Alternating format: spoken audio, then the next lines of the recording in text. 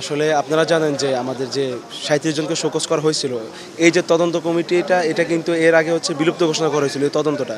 এরপরেও হচ্ছে গিয়ে কি ওই তদন্তের ভিত্তিতে ৩৭ জনকে শোকজ করা হলো, এবং আমরা সেখানে দেখছি যে আমাদের যেসব ভাইরা আন্দোলনের সাথে লিড দিয়েছিল এবং তাদেরকে কেন আন্দোলনে লিড দেওয়া হয়েছে এই ধরনের কারণ দর্শিয়ে শোকজ করা হয়েছে। তো আমরা আসলে এই প্রহসনের তদন্তটা আসলে মানি না। আমরা চাই হচ্ছে নতুন তদন্ত কমিটি গঠন করে এই যে 18 তারিখ আমাদের ছাত্রদের উপর যে হামলাটা হলো তার বিচারটা আমরা চাচ্ছি, এবং সেই জন্য আজকে আমরা এখানে অবস্থান কর্মসূচি দিয়েছি এবং এখান থেকে আমরা আমাদের ভিসি স্যার বরাবর যাব, আমাদের ভিসি স্যারের সাথে কথা বলবো। যে শোকজের বিষয়টা আমরা খুবই খারাপভাবে দেখছি। আসলে আমরা সকল সাধারণ শিক্ষার্থী লাঞ্ছনার বিচার চাই, বাট ওনারা লাঞ্ছনার বিচারকে পুঁজি করে আন্দোলনরত যারা আন্দোলনে বেশি লিডে ছিল তাদেরকে বিভিন্ন কারণ দেখিয়ে শোকজ করা হয়েছে, বিভিন্ন লেম কারণ, যেই কারণগুলো আসলে বলার বাইরে। এরকম অযৌক্তিক কারণ দেখিয়ে আন্দোলনে যারা সামনে নিয়ে যেতে সাহায্য করেছে তাদেরকে আর কি শোকজ করা হয়েছে। দেখুন, শোকজ তো হয় নর্মালি একটা প্রতিবাদ, মানে একটা অপরাধ করলে তাকে শোকজ করা যেতে পারে, কিন্তু আমাদের যে শোকজের কারণগুলো দেখানো হয়েছে, কেন মিছিলের নেতৃত্ব দেওয়া হয়েছে, কেন 18 ফেব্রুয়ারিতে হচ্ছে আমরা মানববন্ধন করছি, এই টাইপের হচ্ছে শোকজের কারণ, এগুলো তো খুবই হতাশাজনক যে একটা তদন্ত কমিটি 2 মাস তদন্ত করে সে শোকজ দিছে। কারণ হচ্ছে কেন তুমি নেতৃত্ব দিছো, কেন তুমি হচ্ছে সংগঠকের ভূমিকা পালন করছো, এই টাইপের। এইগুলা তো হচ্ছে কোনো শিক্ষক লাঞ্ছনাতেও পড়ে না বা হচ্ছে অপরাধের মধ্যেও পড়ে না। এগুলা কেমনে শোকজ দেয় একজন টিচার বা একজন প্রফেসর মানুষ? আমাদের মানে একদম খুবই হতাশাজনক বিষয়গুলো হয়েছে আর কি। তো এই জন্য আমরা আজকে প্রতিবাদ কর্মসূচি রাখছি এবং আমরা বিসি স্যারের সাথে এই ব্যাপারে কথা বলবো যে একজন টিচার কি এইগুলো কারণে আমাদেরকে শোকজ করতে পারেন কিনা। আমাদের কোয়েশ্চেন হচ্ছে আমরা শোকজের কারণ দর্শানো থেকে স্যার আমাদেরকে কারণ দর্শাক, কেন উনি আমাকে এটাকে বলছে এটা অপরাধ? এটা মানে কুয়েটের ছাত্র শৃঙ্খলা আইনে কোথায় আছে যেটা অপরাধ?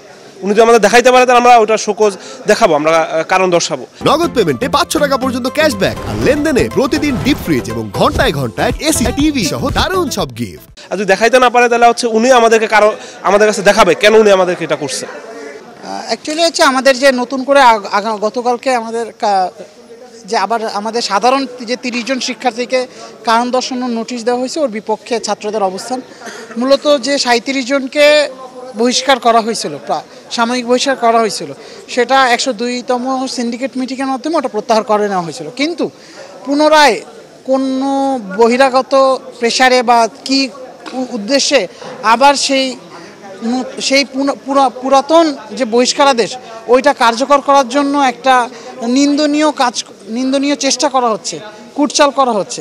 এর বিপক্ষে ছাত্রদের অবস্থান। মূলত যে ছাত্রদলের সাধারণ সম্পাদক যে উক্তিটা বলছিল যে 37 জনের ভিতরে 7 জন ছাত্রদল আর বাকি 30 জন অন্যরা, সেটাই আমরা হচ্ছে সেটার ফলাফলস্বরূপ আমরা দেখতে পেলাম আমাদের 30 জন সাধারণ ছাত্রকে বহিষ্কার করা হয়েছে আর 7 জন ছাত্রদল, যেখানে তারা আমাদের উপর অ্যাটাক করছে। আমরা যেখানে ছাত্রদেরকে ছাত্রদলের লিস্ট পর্যন্ত দিয়েছিলাম কারা আমাদের উপর অ্যাটাক করছে, কাদের তত্ত্বাবধানে আমাদের উপরে অ্যাটাক করা হয়েছে, সেখানে তাদেরকে ছেড়ে দিয়ে আমাদের ছাত্রদের উপরে কারণ দর্শানোর নোটিশ দেওয়া হয়েছে, যেখানে বলা হয়েছে আমরা কেন মাইক ধরছি, আমরা কেন নো পলিটিক্সের ব্যানার টাঙাইছি, আমরা কেন এভাবে প্রতিরোধ গড়ে তুলছি, আমরা কথা নিজের ভয়েসকে রেইজ করছি, আমরা কেন ফেসবুকে পোস্ট করছি, কেন সংবাদ মাধ্যমে বক্তৃতা দিছি, এগুলো নিয়ে আমাদেরকে কারণ দর্শানোর নোটিশ দিছে, যেগুলো প্রহসন ছাড়া আমাদের কাছে আর কিছুই মনে হচ্ছে না। তো হচ্ছে যে পূর্ববর্তী ভিসির সময় যে 37 জনকে সাময়িক বহিষ্কার করা হয়েছিল তাদেরকেই আবার হচ্ছে শোকজ দেওয়া হয়েছে। তার মানে হচ্ছে যারা আন্দোলনের নেতৃত্ব দিয়েছে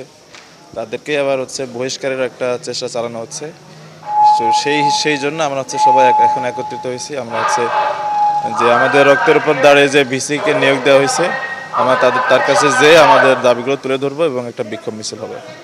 মেইনলি আসলে যে মুভমেন্টটা হয়েছে, মুভমেন্টের ভিতরে শিক্ষকের লাঞ্ছনা বা কেউ বিশেষ ভূমিকা রাখছে এই আন্দোলনের ভিতরে, সেই সমস্ত ব্যাপারে তাদেরকে কারণ দর্শাতে বলা হয়েছে যে এটা যে অপরাধ না, সেই হিসাবে সে কারণ দর্শাবে।